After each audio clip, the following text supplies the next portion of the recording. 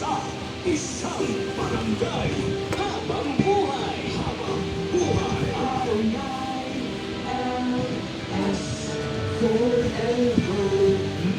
Gaano ba karami? Isang bansa, isang Sige pa. barangay, habang buhay. At yun nga po si Mopang 57. More. Si Jeffon po ang ating sender ngayong araw na ito. Ano? At siya po ay Ha? nananawagan. Sige pa.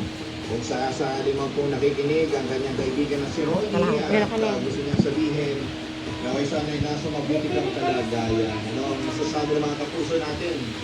Ano po, Shock pula ba na kayo sa lang? mga pangyayaring ito na yung Ikaw, ayan na lang. panggap ilang babae sa text. Eh, matagal na pa na may gusto sa Yung pangmalakihan. O sige, ano ka na lang ng mga...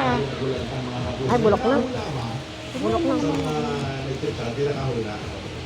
Pero sa ending po, dadagdag ko lang po, nagkamali kayo sa hula sapagkat nagkatuloy din po sila sa rin. Para maganda. Mabilis na yan. Ayan, okay na yan. Mga ilang piraso. Mga apat. Grabe naman yung pangalan niyo sa chat. Depende po sa akin sa rin.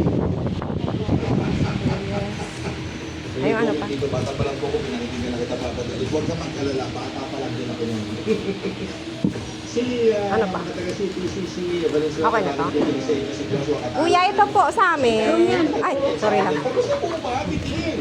Ay, carrot. Oo nga, nabitin! Pero- Kaya huwag kayong Pila ka ng malaki. bukas. Meron Malaki. alas 12. Barangay Love Stories. Ito ba? Ay, meron yata. Sa harap eh. Sa atin, sabi Nakabalot niya, na. Lori, Sa harap. Puro ganun din, maliliit lang. Maganda sa mga. Wala silang malalaki. Doon na lang kami bibili. Sige. May kinsay kayo ba? Kinsay?